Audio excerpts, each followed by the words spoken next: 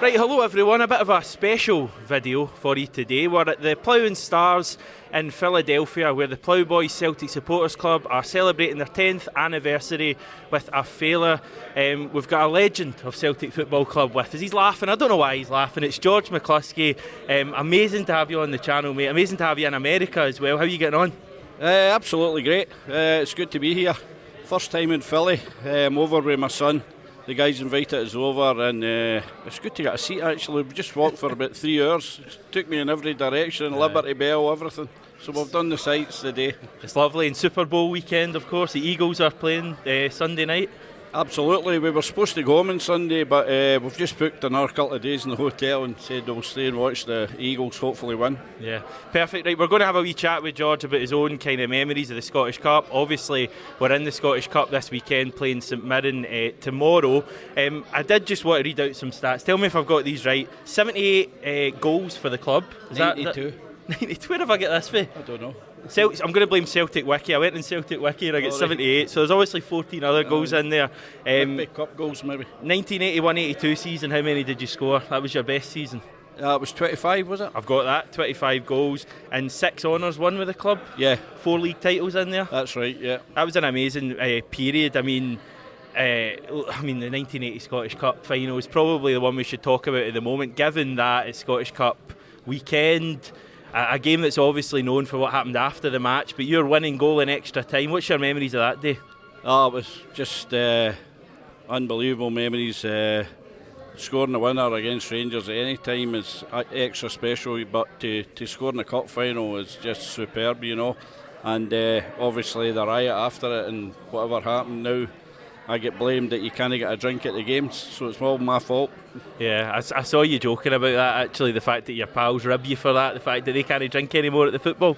Funny enough, I do the hospitality at Celtic, and Michael Nicholson took me, Tommy Callahan, Dixie Deans and John Fallon out to lunch out to Angels, and he was telling me that, believe it or not, that the club are trying to get back into getting drinking involved with the club and whatever, and he was telling me that his argument to the SFA or whoever it was 1980 is actually closer to the Second World War than it is to today. And I went, oh Michael, thanks very much. we could go off topic here and go into the debate of whether alcohol should be in. We won't go down road at this stage, but the Scottish Cup, I mean, what does the Scottish Cup mean to you, both as a player and even nowadays? I just think it's extra special. It's always the last game of the season, and it's really important to be in that last game, I think, for the club and for the fans. Yeah, it's amazing. That team back in the day, I mean, I've got some names here. Even a young, immature man like myself would know some of these names. I mean, McGrain, Aitken, Murdo McLeod, Bobby Lennox at the end of his career. That's as right. Well. A couple of guys sadly no longer with us as well. Tommy Burns and Frank McGarvey, and managed by the legendary Billy McNeil as well. Absolutely. What was it like to share the dressing room with players like that? It was really, when you look about you and you see who's in your side, you know, it was really comforting to think that they got your back, you know. Yeah. But really and honestly, I carried all them. Brilliant. Well, you carried them that day, didn't you, with the winning goal? But the big presences, people like absolutely. That. Did you have to be back then? Big personalities, big presence on the park, in the dressing room, and great confident team, you know. We always thought we were going to win. We always thought that. Yeah, we'll have some, sorry to offend you and other people, older Celtic fans watching this. Any other kind of memories that spring out from all the amazing ones at Celtic? Obviously, you were probably too young, but when 10 men won the league, yeah, you remember that, the 4-2 game. It was unfortunately a bit like today when everybody's going on strike. Well, that day, everything went on strike, taxi drivers, buses, trains, everything. And the people were actually walking for miles to get to the game. Yeah. And luckily enough, we won 4-2 to win the league. Yeah, I've heard some great stories about that. We'll move on to the current team. We should say, by the way, you can maybe hear a rabble downstairs. What are they like? They're enjoying themselves, and we'll be joining them shortly. We've not had a beer yet. I know, we've no. You probably wouldn't think that looking at me, but just quickly, it's a great weekend, isn't it, for the Plough Boys? And you know, I'm talking to people from Delaware, from New York, from Ottawa last night. I mean, people from all over, but especially, you know, America and Canada. It's amazing. They talk about a special club, and it is a special club. It's a family. When anything happens in America or Canada, they all support each other. As you say, they're coming from New Jersey, New York, they're coming from San Francisco. I met a guy from there. Unbelievable, they always support each other, and this being the Plough Boys 10th anniversary, it's absolutely amazing. I don't know why they asked me to come. I don't know why they wanted to tarnish their name with that. They wanted to make me look good. That's what it was. They're doing a good job. Shall we chat briefly about the current team? I mean, Ange Postecoglou, you must, like the rest of us, be totally buzzing with the job he's been done. Unbelievable. I'm sure I was like everybody else when I heard the name Ange, and to be fair, it didn't start too well for him, but he had these ideas and he wasn't going to change them, and he kept at it. And I must admit, when they started playing out through the back, through the goalie, I mean, I don't trust goalies, don't trust goalkeepers at all. And to play out for the back, but you can see that it's working, and it entices other teams in, and you get round the back of them and whatever. And it's won over all the Celtic Park, it's won over all the fans, and it's won over us ex-players as well. What a job he's doing, and he's such a nice, quiet guy, but stubborn, sticks his way and nothing else.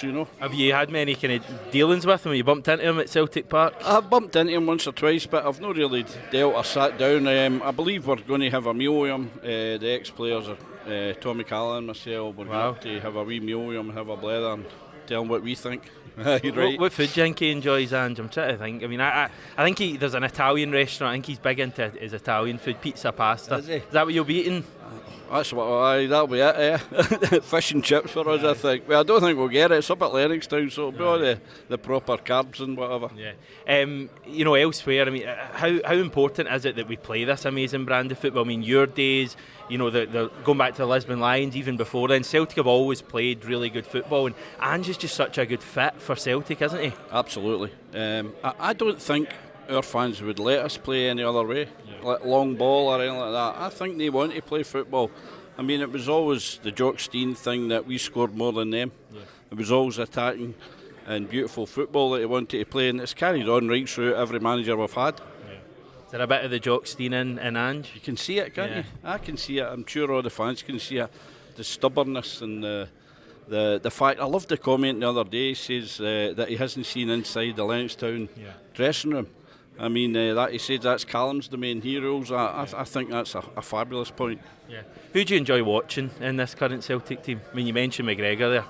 Well, I had Callum when he was a boy playing through the academy and whatever. I think he's been absolutely inspirational to the team. I think what a captain we've got, and I love to watch him at the start of the game in the huddle, and he's fist pumping and telling them. Yeah. And everybody knows they've got a job to do, and they better not do it, kind of thing. I love watching Callum, and I love the fact that we rotate the team so much, so you don't know who's going to start and who's going to play, but everyone that comes in knows that they've got to do a job or they'll not be there next week, kind of thing. What age was McGregor when you had him? Well, I had him 2 or 3 times. I had him under 14s, and I think I had him at under 12s. And could you tell he was going to be a captain? Aye. Yeah, really? You could tell. He was always talking and telling people what to do. Played above his age group, didn't he? He did, aye. I think the fact he went to Notts County alone done him a lot of good. It gave him a bit of independence away from Celtic. And believe it or not, even down there and scored a wee of goals, didn't he? I think he was top scorer. He finished for them that season. And then we come and he plays midfield for us now, which he knows all. But I honestly think that he learnt for the best. In terms of you? No, I'm thinking Scott Brown. Right. I think Scott Brown was one of the best captains we've ever had, and he's passed it on to Callum. And Callum's been watching him for the last 3 or 4 years, 5 years, and he's learnt off him. I think Scott Brown was an amazing player for Celtic and a fabulous captain. Yeah. Just briefly going back to Ange, people will be watching this. I don't know if you've seen, George, but John Kennedy did press today. We believe that was already planned. It's not a coincidence or a consequence of Ange being linked to Leeds, the fact that Ange wasn't doing media. But I think we all feel like Ange has still got a lot to achieve at Celtic. But John Kennedy did the media today. How are we feeling about tomorrow's game at St Mirren in the Cup at Celtic Park? I just think, obviously Cup ties you know better than me. You never really know because they're one-off matches. But I just think this Celtic team's so confident, have so many match winners, that I just think we'll be all right tomorrow. I think it's it's like every game. These teams come and they sit in. I was at the Livingston game the other week, and they sit in. It's really hard to. But we play that much football, and there's that much movement off the ball that we move teams about, and we eventually get in. I mean, sometimes it doesn't happen in the first half, but eventually we get in behind and get our goal. I'm really confident about tomorrow. But I think the boy Robinson's got them going really well. Well organised, yeah. They're a very organised team. I thought he got a raw deal at Motherwell, to be honest. But I think he's got them really well organised, and it'll be hard. But it's like everything else at Celtic Park. If we get a goal early, it could be any score. Yeah. You know what I mean? But I hope it goes really well. St Mirren was my favourite team to play against. I scored 3 hat-tricks against them. All right, wow. So I hope it's like that this week. Did you just find teams that you were just like, I'm going to score today? I don't know what it is. It was just, I just happened. They were my favourite team. I was comfortable playing against them. Whoever their defenders were, I knew how to take them short or go long or whatever, you know. Yeah. Hopefully a few hat-tricks coming tomorrow. We'll wait and see. Right, for Celtic. Yeah, definitely. We are 12:30 kick-off for us. If you're in Scotland or the same time zone, it'll be a 5:30 kick-off, so a later one tomorrow. I won't push you for a prediction, but you think we're going to get the job done? We're going to be in the quarter-finals, hopefully. I would like to think so. We'll get the job done. I think the way our manager works, he doesn't let anybody take their foot off the pedal, and he'll be at them all the way to get to the quarter-final. I think we're heading out for a few beers now, George, aren't we? Well, I don't know. We're walking, so we'll see how we go. It's a pub crawl, apparently. It is indeed. If I'm talking to everyone, it'll be water for the first few. Yeah, so the downside is you need to walk between them. The plus side is we get a few beers. So, yeah, we're going to enjoy ourselves. George, I really appreciate your time coming on the channel. It's amazing to have a legend like yourself speaking to us. We will have a reaction for you after the game tomorrow. Also, from here, we'll find one of the many people downstairs who wants to put up with me for 20 minutes or so. Enjoy the game. We'll chat to you afterwards.